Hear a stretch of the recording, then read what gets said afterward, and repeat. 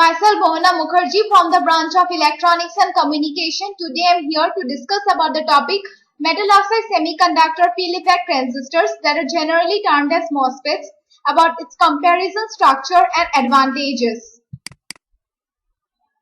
Before discussing about the structure of the MOSFET, I would like to tell you what a MOSFET is. It is the most commonly used field effect transistor in both digital and analog circuits. It uses channel of P or N-type semiconductor named N-MOSFET and P-MOSFET respectively. Silicon is the main choice of the semiconductor that is being used. However, silicon germanium is used by some common chip manufacturers. Some of the other commonly used semiconductors such as gallium arsenide are not useful in MOSFETs because they do not form good gate oxides. At the gate terminal, it is composed of a layer of polysilicon, and on top of that there is a layer of silicon dioxide which acts as an insulator in between the gate and the conducting channel. When in operation, a potential is being applied in between the source and the gate terminals.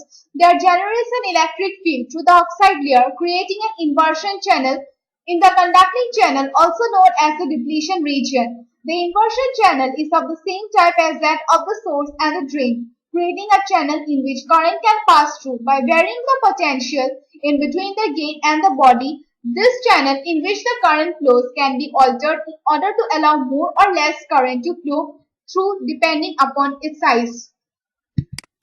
Comparisons that are made in between a BJT and a MOSFET.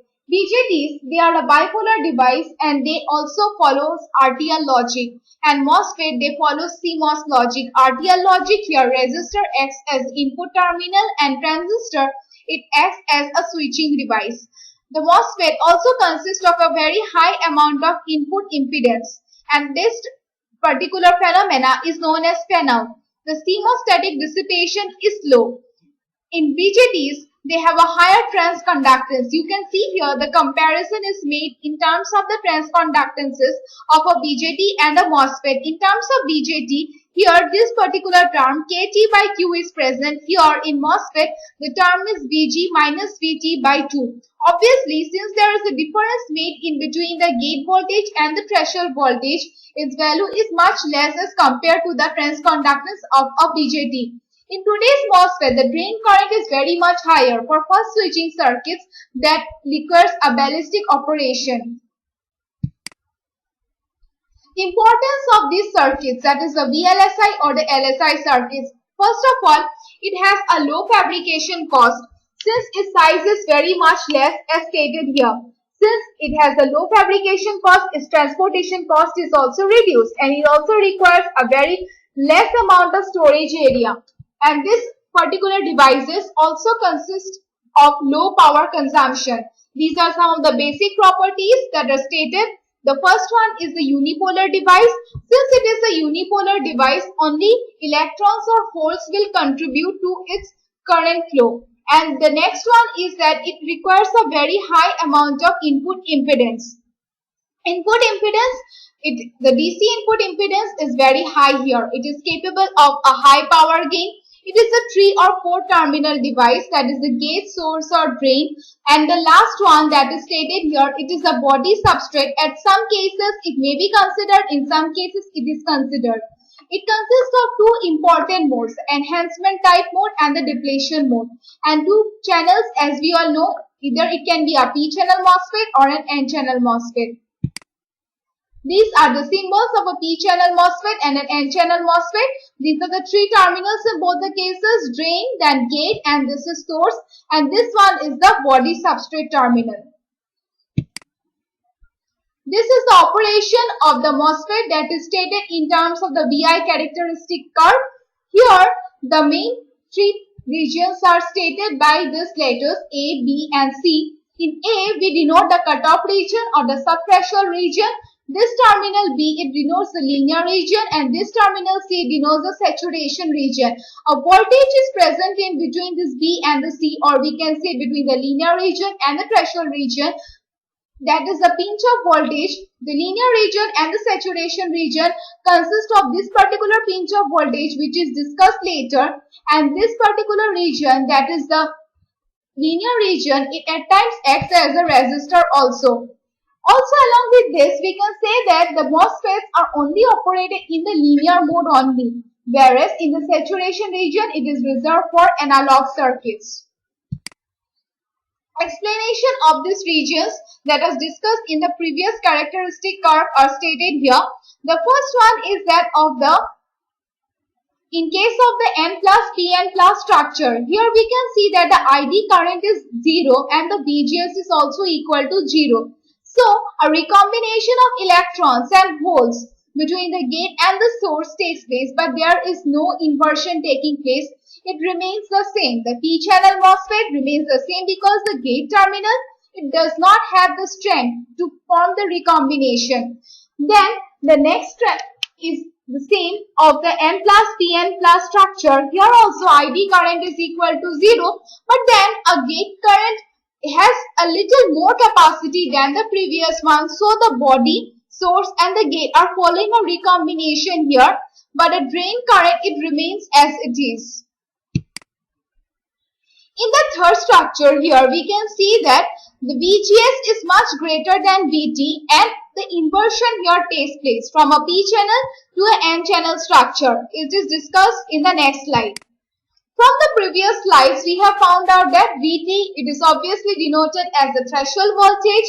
Now, if VGS is less than VT, then it has a very less amount of positive charge on the gate in order to invert the P-type region to the N-type region. And this particular region is known as the cutoff region. That was A part in the graph. In the second part, we have seen that inversion is taking place, creating an N channel in between the source and the drain. And here, the P channel is been inverted to the N channel only because there is a sufficient amount of charge present on the gate in order to attract the electrons and invert the P-type. The MOSFET is therefore on condition. We have two modes of operation, the triad region and the saturation region. Discussed here. Triad region. Coming to the triad region, a voltage control resistor is obtained at a very small amount of VDS. Obviously, these three structures are present corresponding to it. A curve on the ID and the VDS is given. Here we can see there is an increasing amount of VGS. Reason is that it allows more amount of drain current to flow. Here in the first structure, when we see that the increasing amount of VGS is not much as compared to the third structures. In the third structure, if you see, there is a more amount of drain current that is flowing, that is compared to that of the first structure, and that is denoted by this curve. And this is the triad region that is described. Coming to the saturation region, it occurs at a large amount of VDS. Previously, we have always seen that this metal oxide semiconductor layer always used to form the shape of a capacitor, forming a dielectric medium in between them. But here, the difference occurs. Here you can see there is a tapering end that is occurring in this channel. The reason is the increasing amount of VDS, and here is the saturation region that is taking place in this part. And in the saturation region, in this mode, the switch is on and it starts conducting. However, since the drain voltage is higher in this case than the gate voltage, a part of the channel it turns off, and this mode corresponds to the region which is also known as the pinch-off voltage. Therefore, we see that there exists a voltage in between the linear and the saturation region that is discussed afterwards. Coming to the saturation region curve, here you can see the triad region is given and this is the saturation region that is present. Now, what is a pinch-off? Every time when we talk about the saturation region, the term pinch-off arises. What actually is a pinch-off? The pinch-off region occurs in a MOSFET when it stops operating in the linear region and the saturation when the linear region it starts operating and the saturation region it occurs. Now, suppose initially we get an increasing amount of current whenever we increase the drain bias, but a time will be reaching when we have VD set is equal to VG minus of VT. That is, inversion is disabled in the case and therefore the pinch-off occurs. So, in this case, what happens is that the current saturates. So, even though the charges will flow, but we can't draw more current with higher drain bias. So here is actually where the pinch off voltage comes into action. These are the some equations of the MOSFET. These are some of the simplified ones. For the cutoff, for the triode, this is the one, and for the saturation, this is the one. Here K and dash, it denotes the electron mobility into the gate capacitance, and VT, it denotes the doping concentration and the gate material that has been used.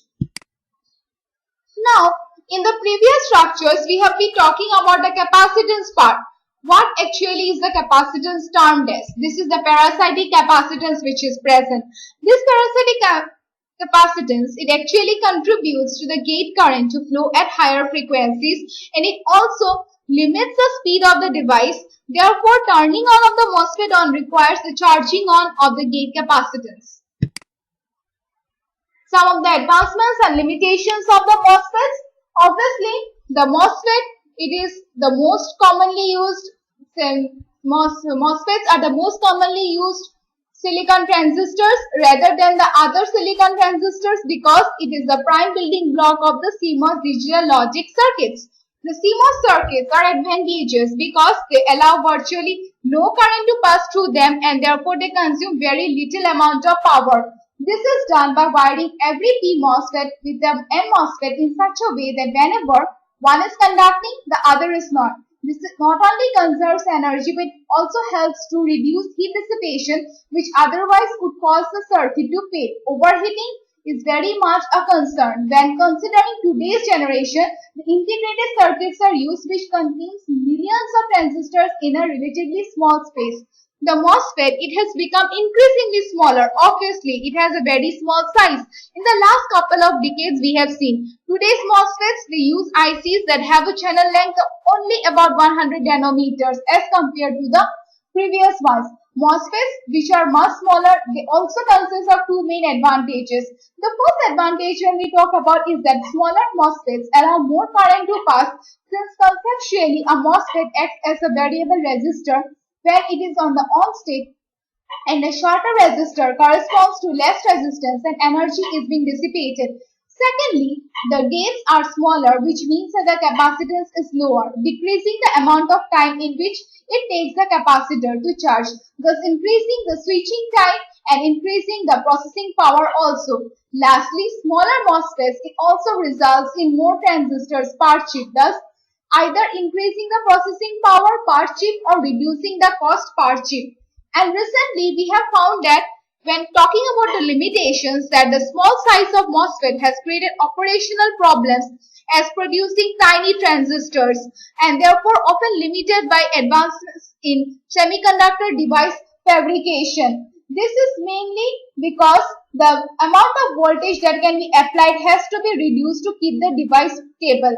Because of its small size, due to these reduced threshold voltages, when the threshold is turned off, it will still conduct a small amount of current. Therefore, a weak inversion layer starts originating, which consumes power when the transistor is off. Therefore, this is known as the sub-threshold leakage, that is the main obstruction taking place here. Previously, this was not a non-issue with larger transistor. However, in the smaller devices of today, the sub-threshold leakage can result in 50% of the total power consumption of the transistor. So this is one of the limitations that has been found out in case of a MOSFET apart from its advancement that has made in the technology field. Now coming to the conclusion, MOSFETs, as we all know, it forms the primary building block of the CMOS digital circuit logic.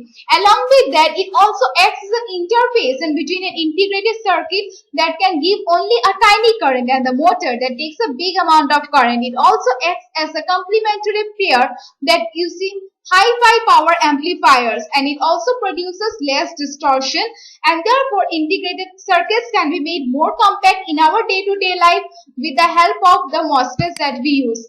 And that's all about the MOSFETs. Thanking you.